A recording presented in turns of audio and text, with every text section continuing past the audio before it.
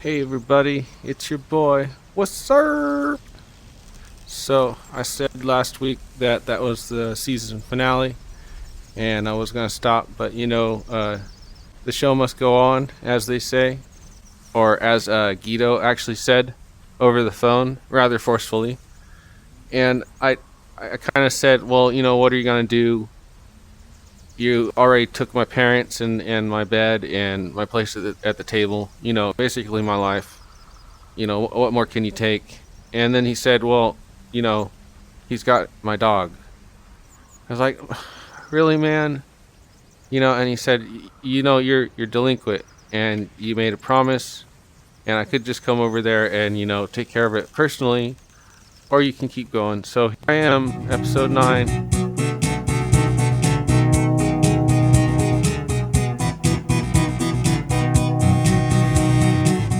As I said, I'm at somewhat of a neutral position with Guido right now. I assume Mark Zuckerberg is preparing his killer robots to come and get me. At least in the metaverse. So I've evaded death from him, and also evaded. You know, oops. Maybe not. Is he on to me?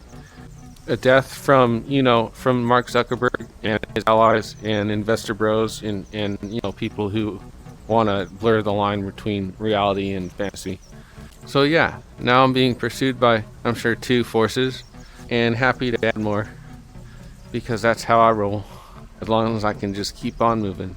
As far as the channel goes, hey, we've got, according to YouTube, got 11 repeat viewers, which is great, and that's about the views that I got on the last one, which was way too long, and I apologize for that. I could add one of the additional things that's an issue with the headsets and all this meta stuff is that I have so many technical issues with these things, and quickly, when I'm on tangent from, they take forever to set up. They don't work. I have to go back and forth, and I've spent about half my time doing this, just like trying to figure out how to get it to work. And you might have noticed on the last episode, there was like a tear in the screen. That was OSD, because somehow at some point I accidentally clicked on the window and moved it, shifted it over. So I fixed that this time after a couple recordings, and we'll see if I can get through this again somehow.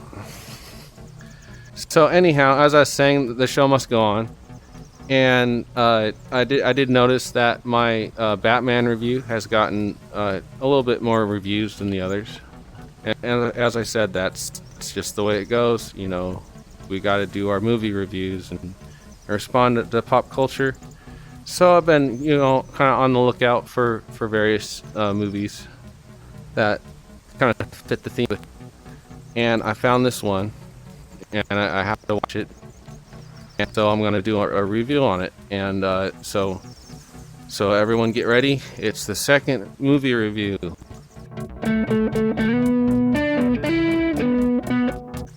This time, the movie is called Lamb. So I happened to watch this movie, and at the end of it, I sat there for a minute or so, kind of collecting myself, and then it occurred to me, hey, I could review this, relevant to the channel, not to give anything away. Now, the thing about this movie, if you ever go and look it up, wow, look at Mark's trying to get to me, but I'm resisting him with my magic. So anyhow, the thing about Lamb, if you ever go look it up, pretty much the first word you see is spoiler, and spoiler this, and you can't talk about the movie without spoiling it. Screw that movie. I'm going to do it anyhow. I'm going to review this movie and tell you everything you need to know about it, and just talk about it and reflect on it and do a full movie review without giving away anything in the movie, and totally spoiler-free review of Lamb. So here goes. As you can see, I've found an appropriate setting. Where's the if you can look around, we're in a rural area in a pen with plenty of let's say lambs. Not to give anything away. Now let me get my shot set up again. Was it right there? Okay, I'm going to do something really quick here. Yeah. To behavior. And, oops. Auto level. There we go. Is that okay? Now I need to kind of. There we go, right there. Can you all see me? Okay, let me. Here, a little bit over there, a little bit to the left. That's what she said. So basically, Lamb is one of those movies about a couple that have gone out and are experiencing the joys of learning to farm. And they're a young couple, so you can tell they're kind of new at this. And it is a foreign film, so it takes place in Iceland, but it's pretty, easy to follow, even if you have trouble with the subtitles. There's a few, hints that you want to look at, but you can pretty much just watch it. And it's just like one of those pretty rural films, or a lot of landscape and farm life. It's kind of one of those movies, kind of in the vein of We Bought a Farm, or that Jeremy Clarkson series about farming. There's they got like a vintage tractor that's always breaking down. And typical with tractors, sometimes you fix it, sometimes you just leave it there in the field. So they're on this farm, and their main thing is rearing sheep. They've got a flock of sheep out there, and it's typical livestock stuff.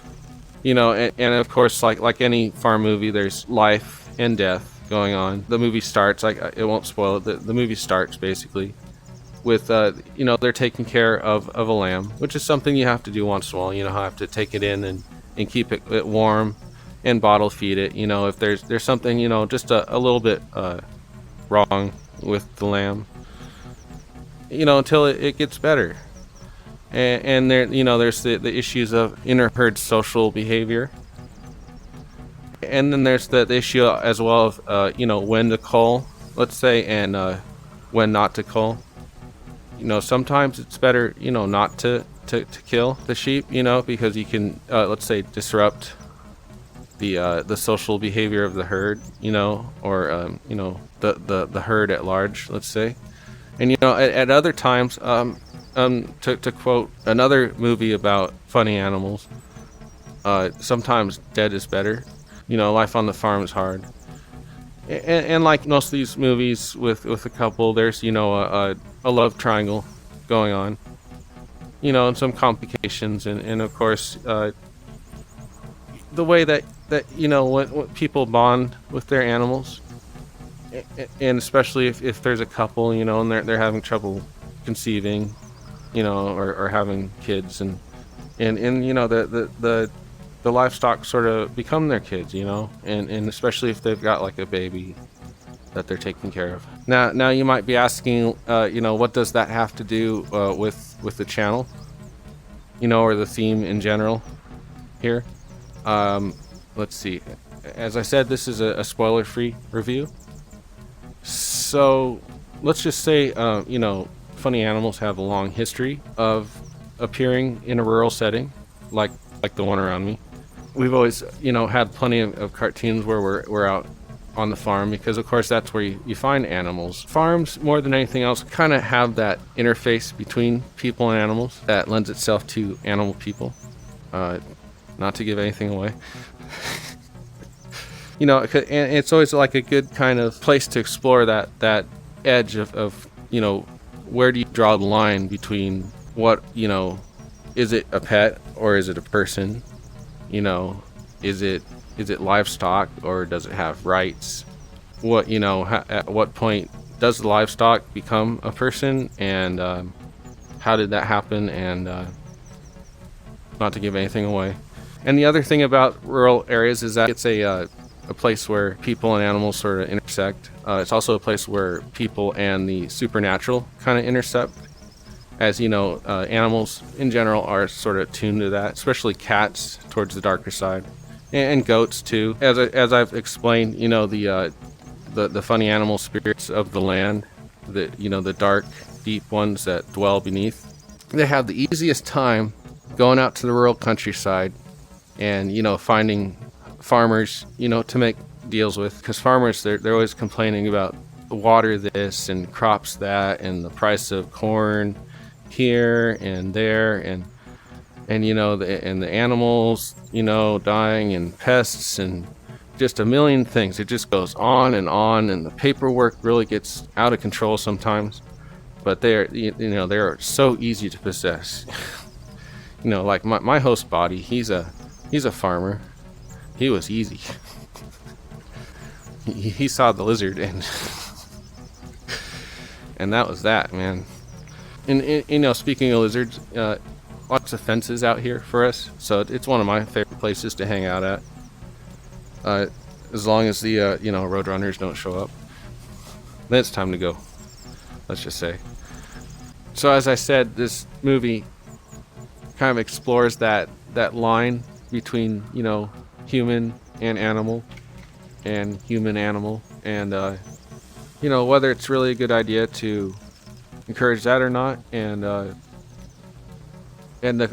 horrible, let's just say, possibilities that can befall those who do tread past that line and decide to subterfuge what the gods desire, which I can really relate to with the failure of this channel. So I did notice in the last review I didn't bother to rate the movie. I think because right off I pretty much was clear about my thoughts of it. This one, it will make you think, I guess. It definitely will stick with you. It did with me. Yeah. And like I said, if you like nice, quiet, rural movies that just involve life on the farm with the animals, this one's for you. For about how long? 5 minutes, 6 minutes or so into the film. Yeah. Read the description. You have been warned. Anyhow, that's it. That's my review. Hopefully this one's a lot more bearable and makes more sense than the last one. I am sorry. I guess I had way too much to say about that topic, and it wound up being way too long, and I couldn't edit it. I'm still learning how to edit.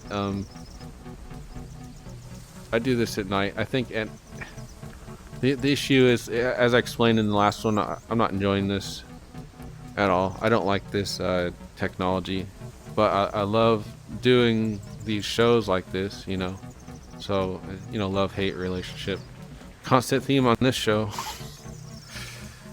Anyhow, that's the show. If you guys got any ideas, let me know. Maybe one day someone, I'll get responses like that, just like in my dreams. In the meantime, I'm gonna see what other rituals and dark gods I can scare up around here, and see if we can get this channel going. If not, I'll see you 11 repeat viewers next Tuesday. What's sir?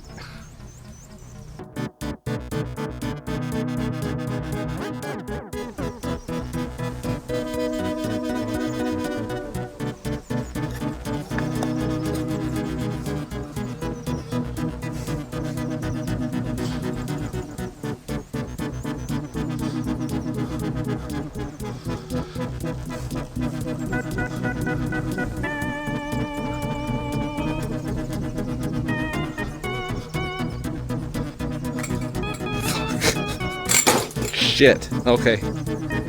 That's it. Show's over. What did I knock over?